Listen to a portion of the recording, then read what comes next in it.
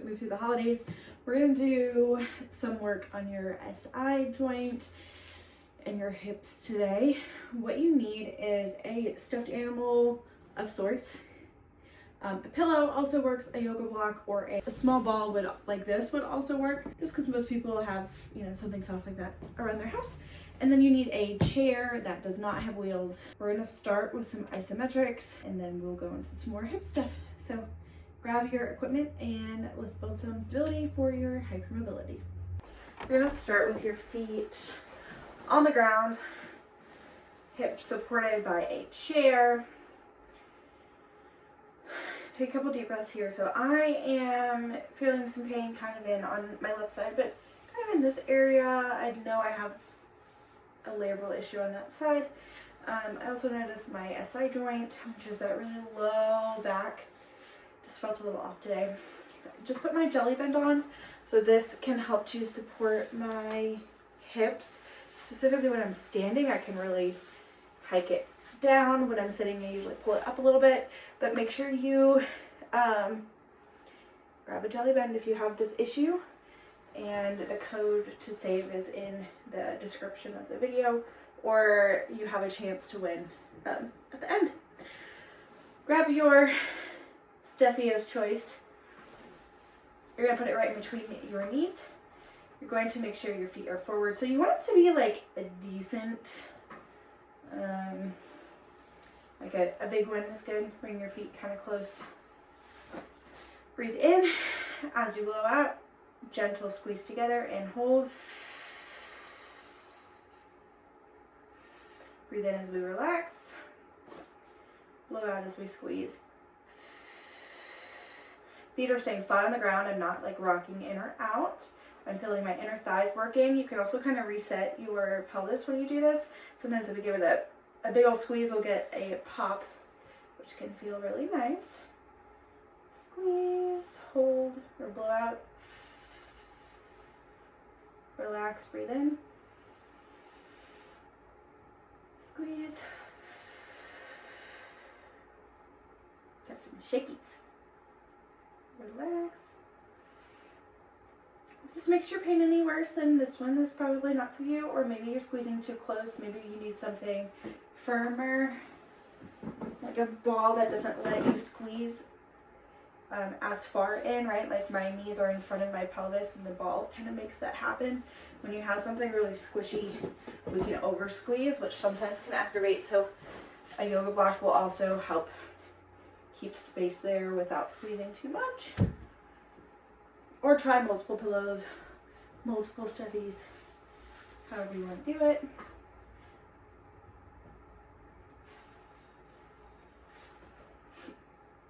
Let's do 3 more. Breathe in, blow out. Oh. Breathe in, blow out.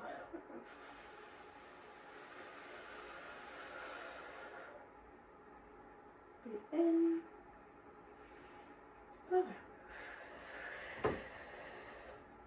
All right, take a break. We're gonna stand up near a wall. Same concept, a pillow, a stuffy, a yoga block, a ball, something of the sorts is gonna go between right above your knee and the wall. So the knee that's that's near the wall is forward. Bring that foot kind of close to the wall because we want our knees to be over our foot. This other leg just goes back to help stabilize. Hips stay forward. We're gonna breathe in. As you blow out, you're gonna press this knee into the pillow while keeping the hips directly forward. It helps if you have a mirror. We wanna keep weight on your whole foot. Make sure you're not rotating. Sometimes we start to rotate here or here. It should be pelvis forward, knee into the wall. Breathe and hold. We're working this side of the hip, but on the opposite side. I do feel some work on this leg too, just stabilizing.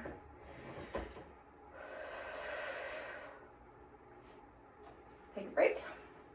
Let's go to the other side. Things like this, it's called an isometric. We are working the muscle without really taking it through a wide range of motion. During high pain days, these are a really good option, and you can do it kind of as often as it as you want, as long as it feels good. All right, close to the wall, breathe in. As you blow out, push. And just to kind of be aware, hips forward. Make sure you're not locking this back knee out. You want to just keep that bent a little bit.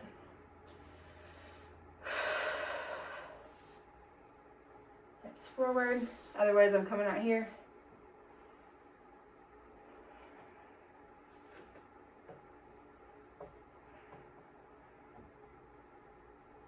And relax. That's one way you can do it. Another way would be if you have a band, you can loop the band around your knees.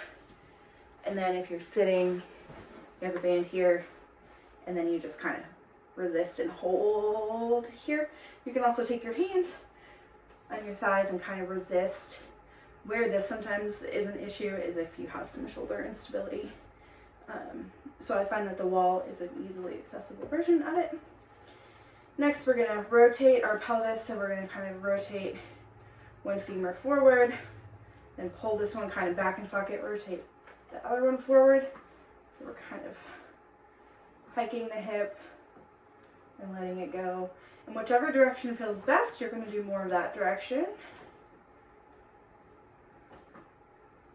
Let's say this one feels better for me. So I'm going to go rotation, back to center. Rotation, back to center. So I'm driving this hip forward, this hip sort of into socket. And then, of course, breathing.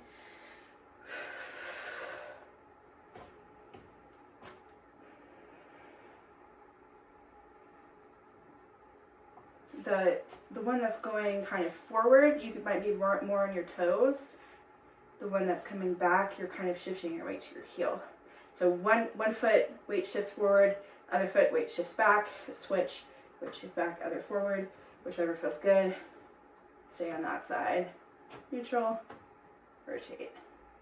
There it is, neutral, rotate, and then when you get the shakies, now I'm doing it right. Not everyone's going to get the shakies. Some of us do. All right. Next, we're going to go into a mini bodyweight squat. You want to make sure your seat is high enough. If you are flared up in this area, deep squats over 90 degrees, so that's going to be, anything past like here is probably not going to feel good. We want mini squats.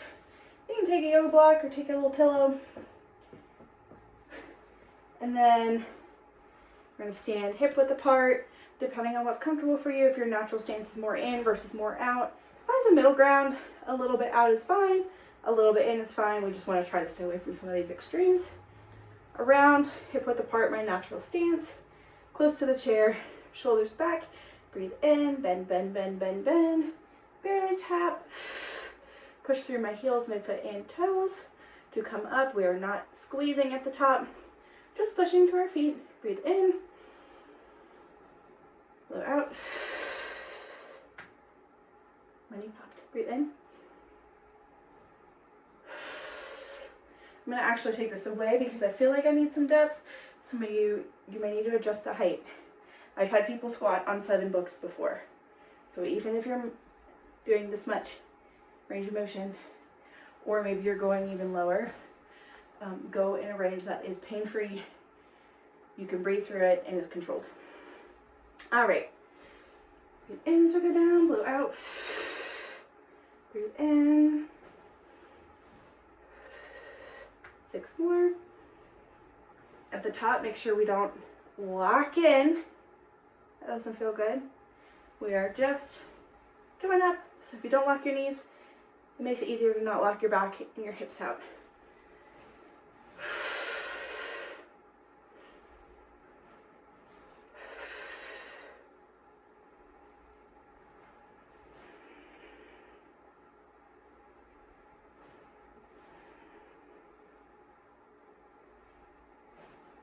Alright, take a break. For our second set, most of you are probably going to do exactly what we just did. If that's too much, go back to the isometrics. So that's either knees together or knees apart with the band or with the wall. I'm going to show you the next progression for those who are ready for it. Again, per usual, a level up does not give you more points. You actually get more points by going a level down if that's what your body needs. We are listening to our body, not pushing. So for this one, I'm gonna raise myself up a little bit. I'm gonna shift to one side. To kind of help with balance, I'm gonna just put this heel down. I wanna make sure most of my weight is on my left leg right now, right heel barely down. I wanna make sure I'm not popping my hip out, so kind of push that hip in, bend my knee a little bit. I might need to bring this foot heel forward a little. Hips are forward. Breathe in as I blow out. Most of my weight staying on my left side. Come down. Back up. So like a modified single leg squat. When you're doing single leg, some may notice that the knee caves way in or goes way out. If that's happening to you, we may not be ready for this version yet. You know, it actually felt good, so I'm gonna take that away. So I'm gonna do 6. So we're here, we're close to something. If we fall over, we just take a seat. But here to kind of help with balance. The next advancement up would be let this leg float. Make sure you're on the standing leg, big toe stays down. Breathe in. Just bend your knee, blow out. Push. Breathe in. Blow out. Breathe in. Blow out. Breathe in.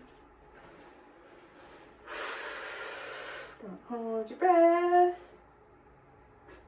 So as I'm losing balance, that heel is going to come down just to help assist.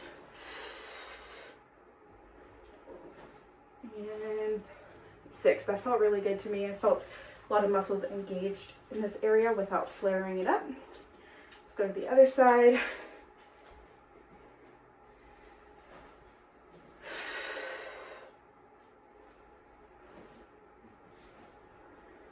I'm really not sitting all the way. If you need to, you know, if you lose at the bottom and you sit and then push up, that's a great way to work up to it. Otherwise, we're not really stopping at the bottom, just using it as a cue. That was what, 4 or 5? We'll say that was 4.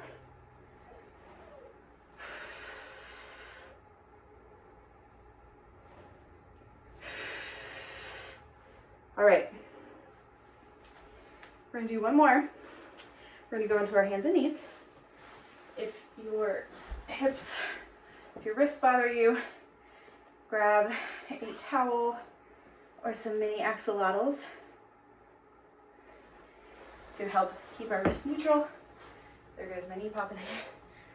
All right. Here we go. This one's a little more challenging, so we're gonna start here. We're going to come shoulders up, back, down, forward a little, couple deep breaths. Bring your legs close together. Take one leg, you're gonna flex your ankle, slowly pull your heel up towards the ceiling, and then stop way before you think you're supposed to. We wanna try to keep our back relatively flat. We're not coming here. If we're keeping our back flat, it's going to be a really tiny range of motion. Bring that knee out to the side. Keep the hips down towards the floor. Come up and around. Hold it. No hiking. Keep it low and small. Come all the way around. Flex. Woo, back to neutral. You should feel lots of muscles working. It should not cause pain.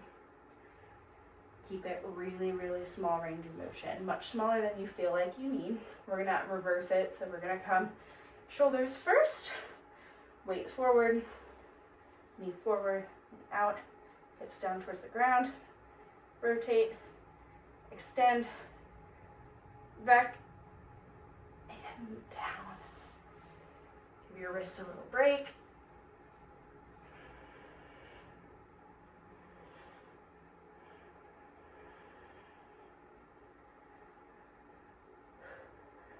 We're going to go to the other side. All right, so come up to neutral, up, back, down, forward. Here we go. Breathe. I'm going to extend just a little bit, rotate just a little on a fixed surface, up and around, and reverse. Up and around. Yep, so it's the scaling back, down. I would suggest looking in a mirror, having somebody physically like hold your hips here, or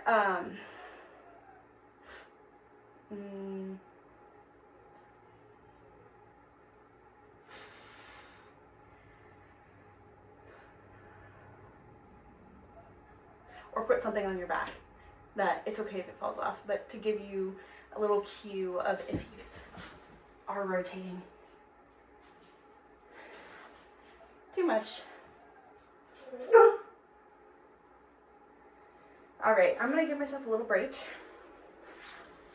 My knee just subluxed, because sometimes it happens.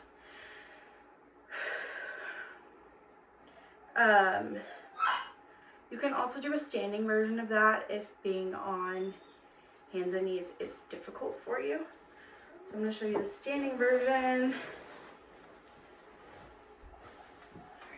So we can hold on to the wall. Same sort of thing, 1 foot, hinge. Keep this part of your body still.